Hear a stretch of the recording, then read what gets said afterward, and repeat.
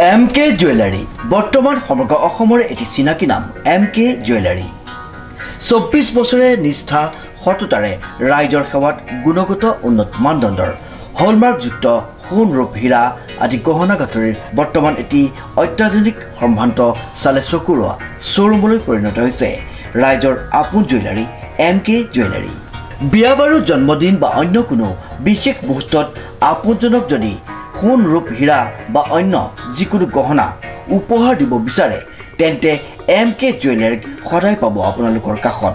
প্ৰিয় গ্ৰাহকসকলৰ যদি সোণ ৰূপ বা তাম আদি গহনা গাঁথৰিৰ কোনো সমস্যা থাকে তেন্তে আমি আমাৰ নিজা কাৰখানাত ততাতৈয়াকৈ গ্ৰাহকৰ সুবিধাৰ প্ৰতি লক্ষ্য ৰাখি তৎক্ষণাত সমাধা কৰোঁ।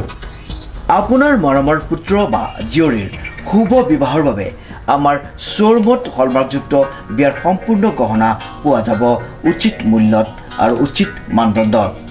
পুৰণি সোণৰ গহনা সলনি কৰি অত্যাধুনিক ন ডিজাইনৰ গহনা আমাৰ MK জুৱেলাৰীৰ পৰা ক্ৰয় কৰিব পাৰিব।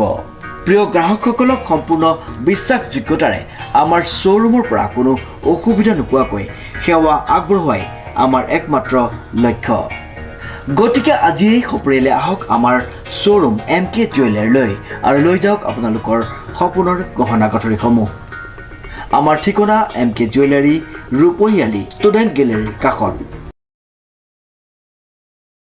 নমস্কাৰ, নিউজৰ বাতৰিলৈ স্বাগতম জনাই ষ্টুডিঅ'ৰ মজিয়াত মই পল দাস। চাওক আজিৰ বাতৰি। আগন্তুক শাৰদীয় দুৰ্গা পূজা, কালী পূজা আৰু ছট পূজাক কেন্দ্ৰ কৰি দেওবাৰে যোৰহাট তৰাজান পূজা মন্দিৰত অনুষ্ঠিত হৈ যায় এখনি জৰুৰী সভা। News direct report.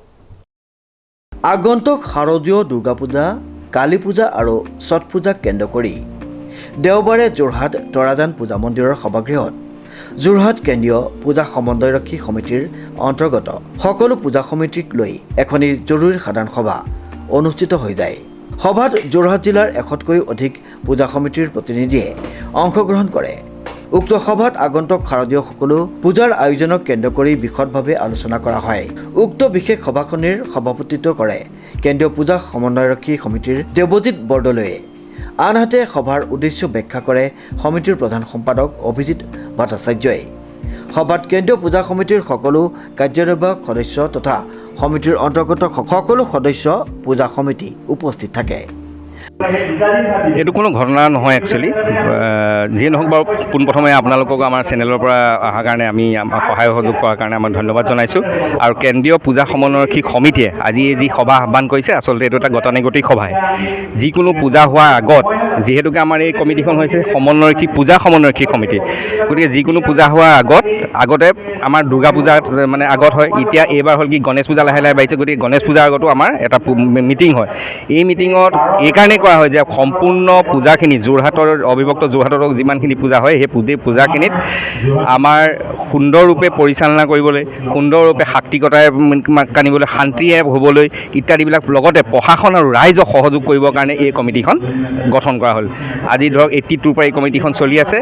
বিফ'ৰ পূজা এইকাৰণে কৰা হৈছে আমাৰ পূজা মণ্ডপখিনি কি সুবিধা হ'ব পাৰে, কি অসুবিধা হ'ব পাৰে, কেনেকৈ আমি ৰাইজক সহায় সহযোগ কৰিব পাৰোঁ, কেনেকৈ আমি শাক্তিকতা বজাই ৰাখিব পাৰোঁ, কেনেকৈ আমি ডিচিপ্লিন ৰাখিব পাৰোঁ, এই সহায় সহযোগবোৰ কৰিবৰ কাৰণে আমি ইয়াত এতিয়া সমূহীয়াকৈ এটা প্ৰস্তাৱ ল'ম। এই প্ৰস্তাৱ গৈ আমি আয়ুক্ত কাৰ্যালয়ত আমাৰ যিখন অল কনচাৰ্নিং ডিপাৰ্টমেণ্ট মিটিং হ'ব, সেই মিটিঙত আমি এই প্ৰস্তাৱখিনি ৰাখিম আৰু তেওঁলোকে চালি জাৰি চাই এই প্ৰস্তাৱখিনি আমাক গ্ৰহণ কৰিব আৰু আমি তেওঁলোকক সহায় সহযোগ কৰি ৰাইজক কেনেকৈ মানে আমি পূজাৰ সময়খিনি শান্তিৰে আমাৰ সম্পূৰ্ণ এক্টিভিটিছটো শেষ কৰিব পাৰোঁ, তাৰ কাৰণেই আচলতে এইটো প্ৰস্তুতি। এইটো এনেকুৱা বিসৰ্জন এইবাৰ মানে 2টা দিনত ৰাইজে কৰিম বুলি কৈছে, 12 আৰু 13 দুদিনীয়াকৈ পূজা, যিহেতু অষ্টমী আৰু নৱমী একেটা দিনত পৰাৰ কাৰণে কিছু পূজা অলপ চমুৱাব হোৱাৰ কাৰণে ৰাইজে ইমান মানে ফূৰ্তি ফাৰ্তাৰে থাকে। গতিকে পূজাখন ভাবিছে যদি আৰু এটা দিন সকাহ দিয়ে তেতিয়াহ'লে তেওঁলোকে 13 তাৰিখৰ দিনাও কিছু পূজাই ভাচনঙৰ ব্যৱস্থা কৰিবৰ কাৰণে আমাক প্ৰস্তাৱটো দিছে। গতিকে এই কথাটো আমি প্ৰশাসনক উত্থাপন কৰিম। তেখেতসকলেও বিভিন্ন সা সুবিধাখিনি, কাৰণ ইয়াত কনচাৰ্নিং বহুত ডিপাৰ্টমেণ্ট আছে, ইলেক্ট্ৰিচিটি আছে, মিউনিচিপালিটি আছে, পুলিচ আছে, প্ৰশাসন আছে, ONGCয়ে ক্ৰেন ব্যৱহাৰ কৰে তেওঁলোকৰ কথা আছে, APDCLৰ কথা আছে। এই গোটেই বস্তুবিলাক যদি সম্ভৱ হয় প্ৰশাসনে নিশ্চয় চাগে এইটো গ্ৰহণ কৰিব। এইখিনিয়ে কথা। কংকনজ্যোতি শৰ্মাৰ ৰিপৰ্ট, নিউজ নাও।